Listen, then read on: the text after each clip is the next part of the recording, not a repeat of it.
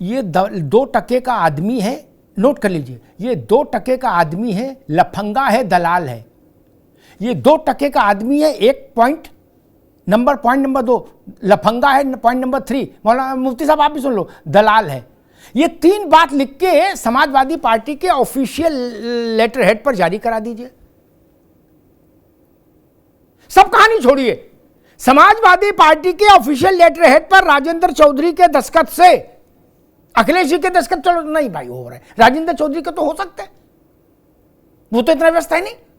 उनके दस्तखत से 3 बातें जारी कर दो कि साजिद रशीदी दल्ला है, लफंगा है, और क्या बोला था, एक कोई और बात बोली थी, चिरकुट है, ये जो भी बोला, ये 3 बातें जारी करा दो, मैं कहूंगा ठीक है। और उत्तर प्रदेश के हर कस्बे शहर में, हर चौराहे पर रशीदी का पुतला फूंक दो। 75 जिले हैं, 75 पुतले फूंक दो, मैं मान लूंगा। दुबे जी,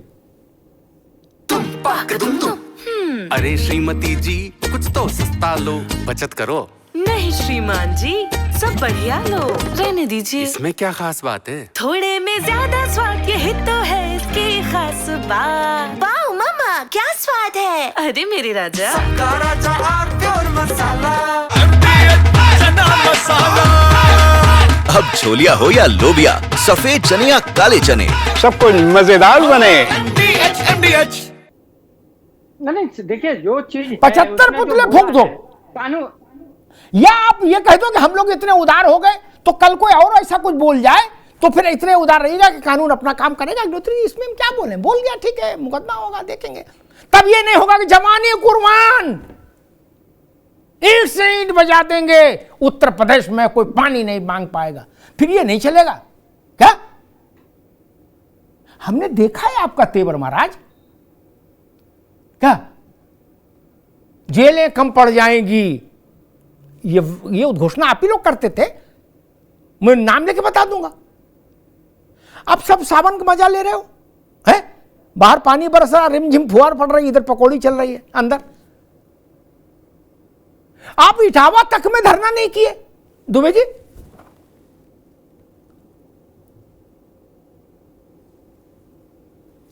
दुबे जी जी जी, तो मैं बोल रहा था कि उसके खिलाफ जो कार्रवाई हमारे कार्यकर्ता ने उसके खिलाफ कंप्लेन कराया है, पुलिस में रिपोर्ट कराई है, पुलिस कार्रवाई करेगी, लेकिन निश्चित तौर पर इसको ज्यादा अगर तूल देंगे तो वो ही फेमस होगा ना, उसकी वो प्रसिद्धि के लिए ये सब बातें। देखिए, आदमी की एक मेंटालिटी होता है कि आदमी कैसे भी करके प्रसिद्धि पाना चाहता है, तो वो एक उसी का हथकंडा है। वो उसके घर में उसकी बहन बेटियां कैसे रहती होंगी, तो ये इससे अंदाजा लगाया जा सकता है कि उसकी जो मानसिकता है।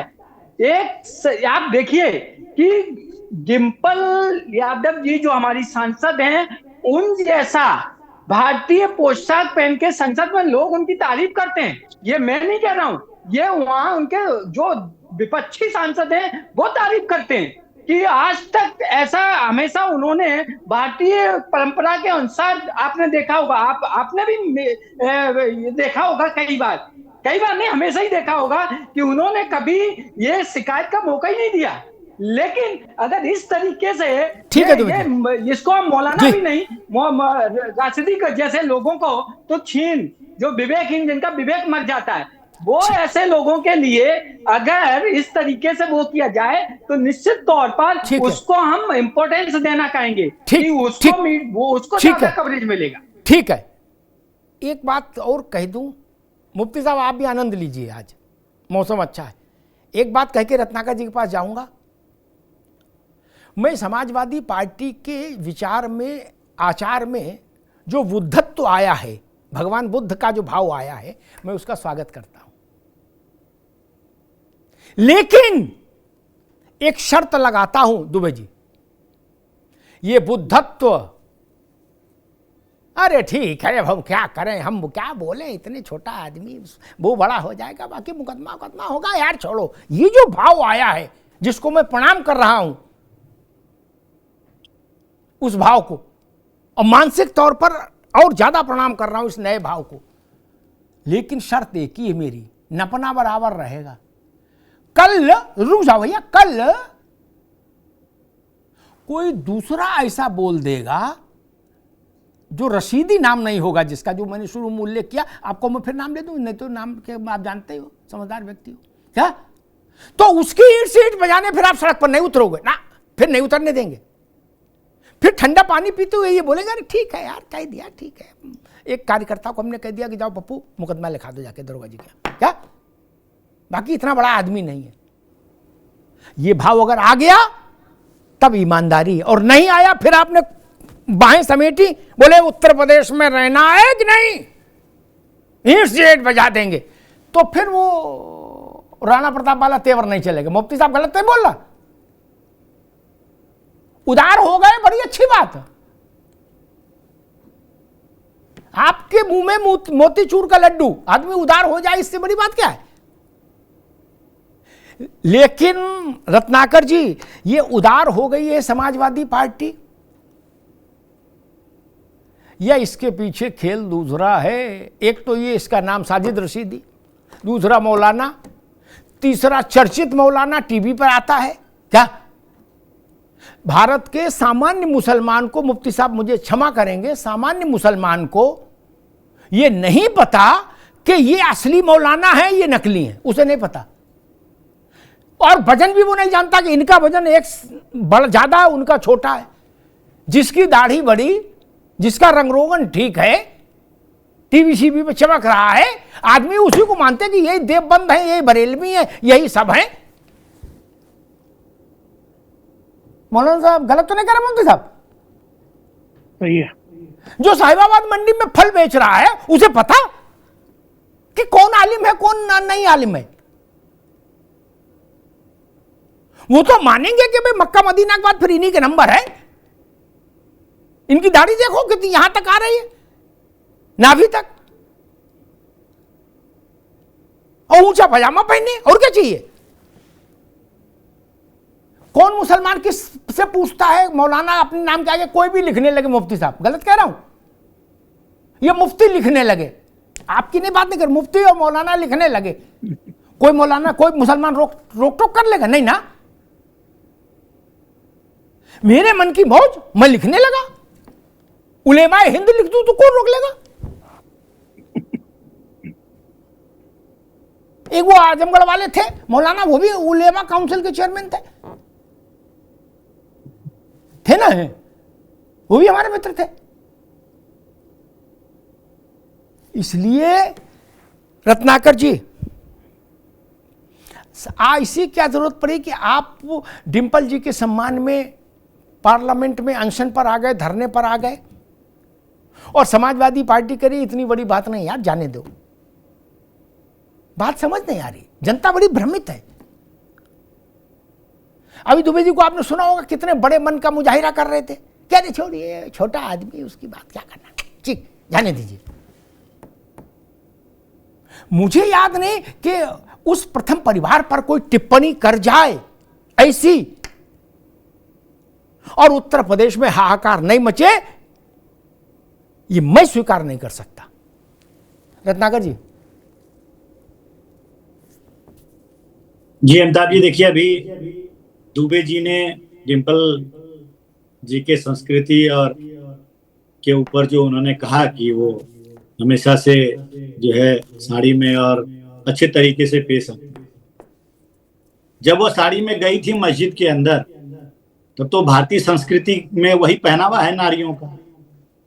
और जब भी ऐसे मुल्ला जो हैं, मौलाना हैं, जिनको भारतीय संस्कृति में नंगापन दिखता है, तो मैं यही कहूंगा कि वो विचारों से अत्यंत गरीब है। हमारी बहन बेटियां साड़ी पहनती हैं, हम उनको देवी के रूप में देखते हैं, हम उनको दुर्गा के रूप में देखते हैं, माँ बहनें जो हैं उनको सम्मान की भावना से देखते हैं। लेकिन जब इस तरह का नजरिया ऐसे मुल्ला और मौलवी रखने लगे तो समझ जाइए कि विचारों की दीनता है। हमारे यहाँ पे अमिताभ जी, महिलाओं के लिए, चाहे माँ सीता हो चाहे द्रौपदी हो, महिलाओं के सम्मान के लिए रामायण और महाभारत भी हो चुका है। और हमारे धर्म में कहा जाता है कि यत्र नारेस्तु पूज्यन्ते तत्र रमन्ते तत्र देवता, मतलब जहां पे नारियों का सम्मान होता है, वहां पे देवता जो है वास करते हैं। लेकिन क्या कारण है कि अखिलेश यादव, चलिए भारतीय संस्कृति को अपमानित करने का काम राशिद जी कर रहे हैं, वो टिप्पणी नहीं करके उनके घर की महिला, उनकी स्वयं की अर्धांगिनी के ऊपर इस तरह की टिप्पणी कर रहे हैं, उसके ऊपर भी जवाब नहीं आ रहा है। इससे साफ स्पष्ट संदेश जाता है कि ये तुष्टीकरण की राजनीति में इतने निम्न स्तर पे आ चुके हैं कि स्वयं के घर की महिलाओं का सम्मान भी इनको छोटा पड़ने लगा। आज ये दीन, ईमान, धर्म, शर्म सब बेच खा चुके हैं। इनको तुरंत जो है आकर के कहना चाहिए था, भले वो कोई भी महिला, भले उनकी पत्नी हो, भले वो कोई भी महिला हो, उसके खिलाफ अगर इस तरह की टिप्पणी आती है तो निश्चित रूप से समाजवादी पार्टी के नेता को सामने आकर के और इस तरह का वक्तव्य देना चाहिए।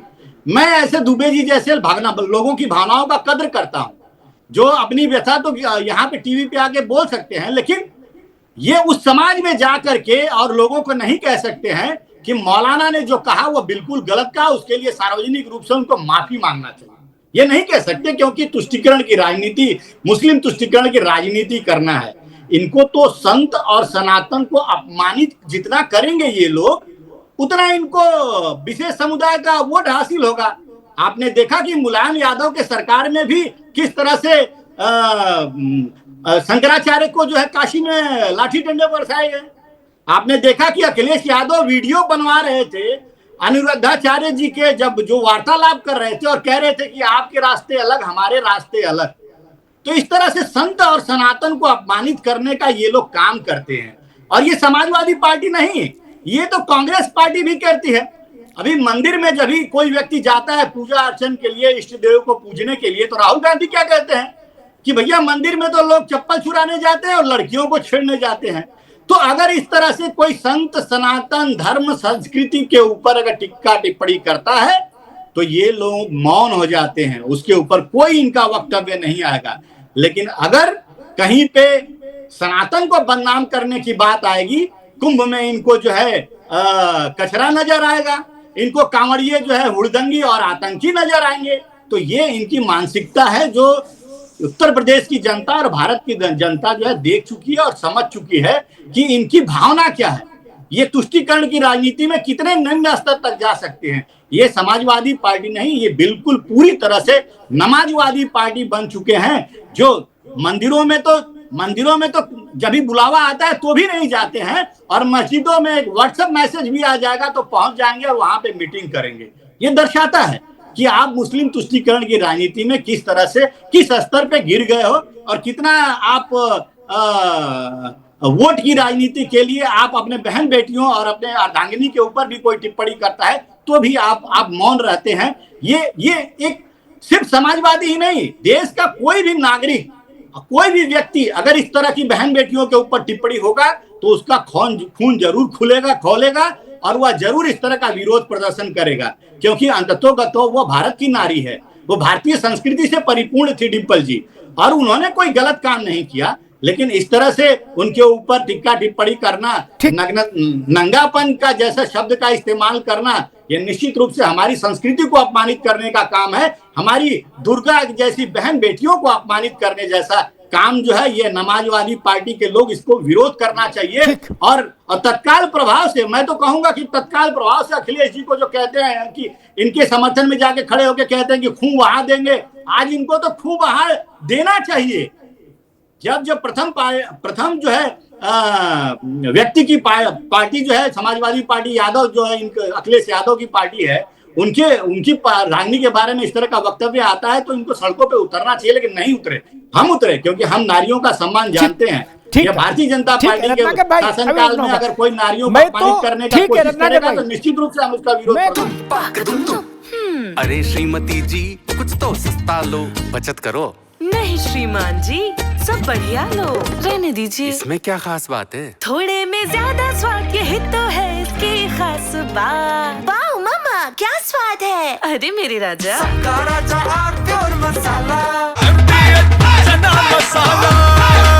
अब छोलिया हो या लोबिया, सफेद चने या काले चने, सब कुछ मजेदार बने। MDH